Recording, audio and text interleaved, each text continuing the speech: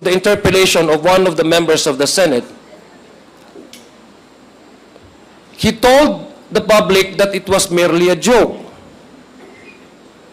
that the truthfulness of the statements of the former president seems to be in question.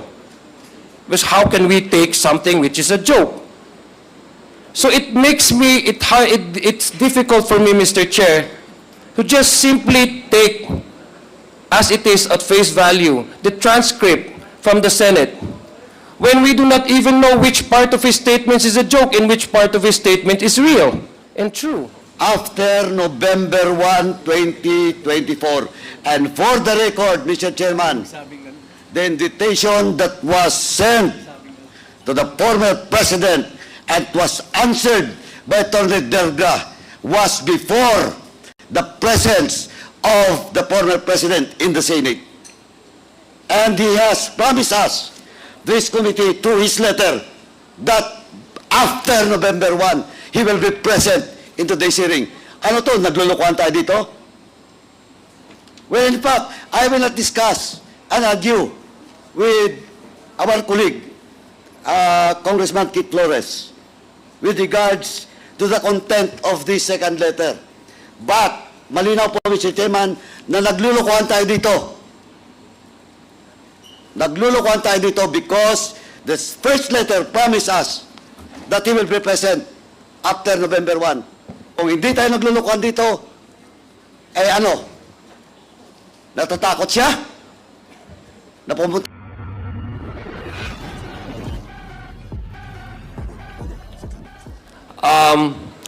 As to the questions of attacking the credibility of the Quad Committee, and to some extent even questioning the impartiality of some of the members here, and in totality questioning the integrity of this Quad Committee, I really would want to ask Attorney Delgra to expound on this letter, because the former president attended the Senate committee investigation and so generously shared his thoughts on his policy on the war against illegal drugs.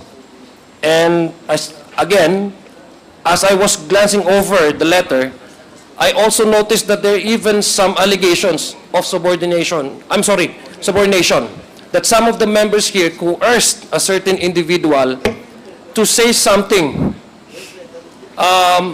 which basically inducing perjury. So that is something to me that cannot be just simply ignored because it borders criminal acts, Mr. Chair. And the third one, Mr. Chair, is that the reason why the former president is not present today, it's because, according to his lawyer, he has sufficiently and generously shared his inputs and insights and comments to the Senate subcommittee chaired by Senator Coco Pimentel. But unfortunately, my confusion, Mr. Chair, is that when his allies, his spokesperson, was asked about the truthfulness of his responses to the interpellation of one of the members of the Senate, he told the public that it was merely a joke, that the truthfulness of the statements of the former president seems to be in question. Because how can we take something which is a joke? So it makes me, it's difficult for me, Mr. Chair, to just simply take as it is at face value the transcript from the Senate, when we do not even know which part of his statements is a joke and which part of his statement is real and true. These questions I would really want to ask to his lawyer. Now again, we don't require the former president to be present because we accorded to him the leniency and the respect that he deserves as a former head of state, as a former president. But then again, these allegations of impartiality, questioning the impartiality of the Squad Committee, assailing the integrity of the Quad Committee. At the very least, Mr. Chair, I really was really expecting that Attorney Delgra would be present, and rather than just send to us a simple 3 pages letter. At the very least, he could at least enter his presence here, his attendance, Mr. Chair. So I just want to be clarified on how do we go about with this. Kasi unang-una, Mr. Chair, parang, look at all our invitees here, Mr. Chair. Some of the most important personalities that would give us insights and inputs for this committee to be guided properly and correctly in arriving to a sound judgment once we file before the plenary and report before the plenary, the committee hearing, are not here, are not present. Some of them, bigla na lang sumasakit ang mga bali. Bigla na lang may sumasakit sa mga katawan nila. Some of them are still, meron mga search warrant yung iba. So I just do not want to impress upon the public that these individuals who have served the government, who at some point in time took the oath of allegiance to the Constitution. At alam po natin ito lahat, upholding the Constitution without mental reservation or acts of evasion. The very Constitution that is sworn to uphold and pledge the allegiance to gives us the mandate to constitutionally exercise our oversight function. What they're doing right now, Mr. Chair, is a clear act of evasion. Mr. Chair, I just want to be clarified. How do we go about with this kind of situation? Mr. Chair. Thank you for that manifestation, Congressman Adiong. We will address that concern later when the committee deliberates on the contents of the letter sent to us by Attorney Delgra. Yes, Congressman Flores, you're recognized. Mr. Chair, Attorney Delgra is just being the lawyer, Mr. Chair. He's just, I think, stating the reasons given to him by his client, the former president. So if we insist that he be present, Mr. Chair, I don't think he will be the best person to answer the questions that we may have. It should be the former president himself. But I do not agree with the reasons he stated in his letter, Mr. Chair, but I don't think he's the proper person to ask, Mr. Chair. He's just the representative of the former president. And he, Mr. Chair, we have a situation here now. Congressman Adiong asking for clarifications as to how can he address the former president intelligent questions that needs answers directly from the former president, while Congressman Keith Flores is just stating that Attorney Delgra cannot answer these queries that will be propounded by the members. So, Mr. Chair, may I respond to that? Mr. Chair, very short, Mr. Chair. short, very okay. brief, Mr. Chair. Congressman Adiong first, and then Congressman Dahil Fernandez. Yeah, thank you very much, Mr. Chair. Just make it short. Yeah, Congressman very Adiong. brief, Mr. Chair. Yeah, I understand, Mr. Chair, my good friend here, Congressman Keith Flores. But at number one, Attorney Delgra was chosen by President, so he confidently have trust on Attorney Delgra to at least respond on his behalf. Questions. Number two, the position of this representation simply is on the matters of the content of the letter. I will not be asking Attorney Delgra on how the previous administration implemented the war on drugs. I understand that he is not capable and he is not competent to answer these questions. I would simply wanted to ask, since his signature is affixed in his letter, I would simply want to ask how, I'm pretty sure they have discussed this over with his client. So I just want to elucidate to us, how did his client, the former president, arrive into this kind of conclusion? Because what appears to me, Mr. Chair, and what I do not simply cannot afford to understand, is that the House of Representatives being part of a two bicameral chamber of House of the Congress, the Senate on one hand and then the House on the other hand, that a certain individual can simply select which institution or office he would like to go to. Now, to me,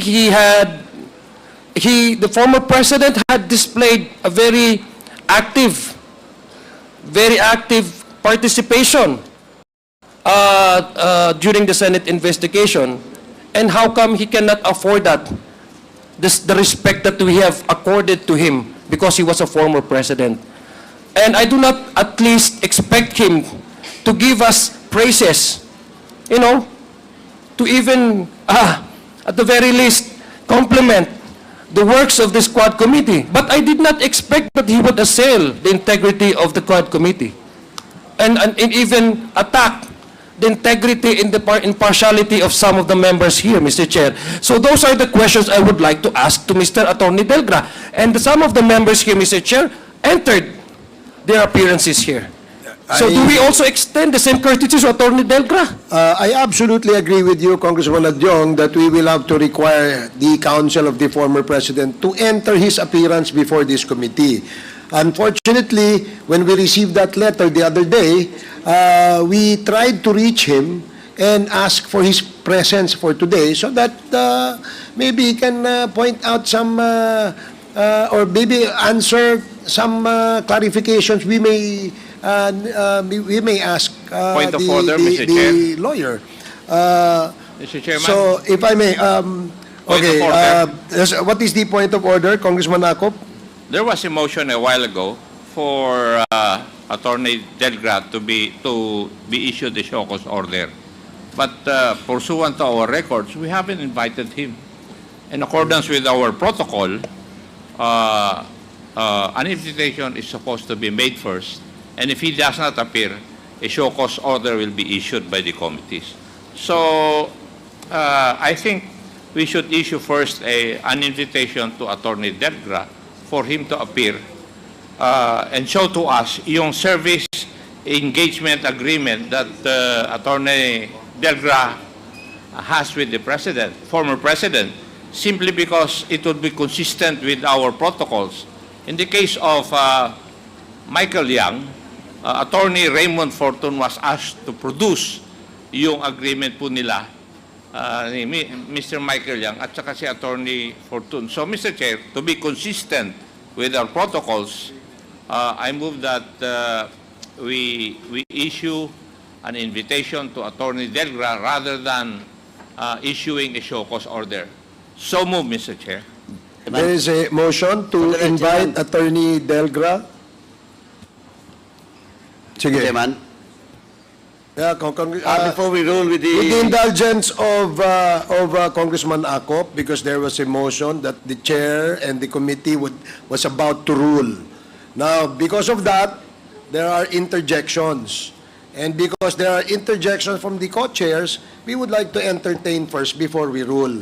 Now, in this case, Congressman Paduano and then Congressman Dan Fernandez and then Congressman Ace Barbers. Okay, is that fair? Yes, Congressman Paduano. Thank you, Mr. Chairman. Ganito lang po, Mr. Chairman, why I moved to issue a show cause, but I don't have any debate with regards to the possible amendments to my motion with regards to show cause order for Attorney Delgra. But remember, Mr. Chairman, that we have already sent 2 invitations. This is the second hearing that we invited the former president. And the first invitation was answered by Attorney Delgra, no, for on behalf of the President, in the absence of that authority being requested by this committee through this representation during the last hearing. Now, Mr. Chairman, looking at the answer, looking at the reply of Attorney Delgra on the first hearing, well, in fact, Mr. Chairman, naglulukuhan tayo dito. Why?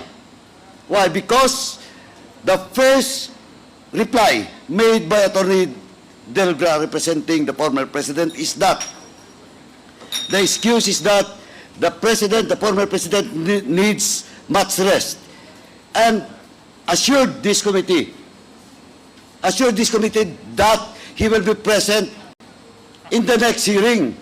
At the same time, he has a specific date, Mr. Chairman, given to this committee through this letter after November 1. And let me read, Mr. Chairman, allow me to read in toto the portion of such reply coming from Attorney Delgra. Hence, my client respectfully requests to defer his appearance before the Honorable Committee scheduled tomorrow. Rest assured of my client's willingness to appear before the House of Representatives on some other available date, preferably after November 1, 2024. And for the record, Mr. Chairman, the invitation that was sent to the former president and was answered by Attorney Delgra was before the presence of the former president in the Senate. And he has promised us, this committee, through his letter, that after November 1, he will be present in today's hearing. Ano to? Naglulukuhan tayo dito? Well, in fact, I will not discuss and argue with our colleague, Congressman Kit Flores, with regards to the content of this second letter. But, malinaw po, Mr. Chairman, na naglulukuhan tayo dito. Naglulukuhan tayo dito because the first letter promised us that he will be present after November 1. Kung hindi tayo naglulukuhan dito, eh ano? Natatakot siya? Na pumunta dito? That's why, Mr. Chairman, that's why my first motion was to issue a show cause order for Attorney Delga to answer both letters. And, Mr. Chairman, and I would like to reiterate once again that we should invite again the former president to be present in the next hearing. Mr. Chairman. Thank you, Mr. Chairman. Thank you, Congressman Mr. Chair. Paduano. Mr. Chair. As I promised, Congressman Fernandez, and then we will rule on the motion. Okay. Mr. Chairman, Congressman Arco. Mr. Chairman, there are three reasons mentioned by Attorney Delgra in consultation with the former president para hindi po siya umattend ng ating pong hearing. First, binanggit po niya yung pangalan ko at binanggit niya yung pangalan ni Chairman Abante. Nag-prejudge na po kami doon sa mga binanggit niya po doon sa Senado and citing some provision of Republic Act 9851, particularly Section 6 on the willful killing. And with this, Mr. Chairman, we are being accused that nabahidan ng prejudgment yung mga issue that he mentioned. With that, Mr. Chairman, para lang po mawala na tong issue to. Again, Mr. Chairman, I'm willing, this representation is willing to inhibit myself in asking questions with regards to this willful killing. And I hope that my co-chair here, Chairman Abante, will do the same in relation to the first issue that the former president, with consultation of his lawyer, cited in this letter. Secondly, that's the reason why we asked the presence of Colonel Grijaldo to be here, because he accused us of coercion and harassment and threats. And that's the reason why we are questioning, yung mga medical certificate that he submitted to this Congress. We wanted that the integrity of this Quadcom will be cleared eventually. And with that, Mr. Chairman, eradicating the coercion and harassment and the threats that he accused us, then the reason for the President not to attend on this Quadcom will be eliminated. Thirdly, Mr. Chairman, the only last reason that he mentioned in this letter is all questions were already answered in the Senate. And that is not true, because we have a lot of 20,000 questions that we wanted to ask him. And with this, Mr. Chairman, yung pong reason niya for not to be here is not acceptable. So, Mr. Chairman, I believe that my position, in trying to inhibit ourselves, in this investigation pertaining to the number one issue that he mentioned, and also with the issue of Colonel Grijaldo, we will comply with the mandate of this Quadcom to inhibit ourselves and be a part of the resource persons that will be questioned by the members of this Quadcom. Thank you, Mr. Chairman. Thank you, Congressman Dan Fernandez. Now, Congressman Ace Barbers. There was a motion earlier that the committee invite Attorney Mr. Chairman, you are recognized. Thank you. That Attorney Delgra, being the counsel of the former president, be invited in the next hearing. And we direct the committee secretariat to take note of that and send the invite in the next Quadcom hearing to Attorney Delgra. Any second? Duly seconded. Any objections? I object, Mr. Chair.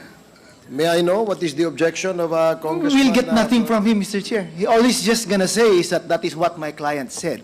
So that's the end of it. Mr. Chair. 1 minute suspension.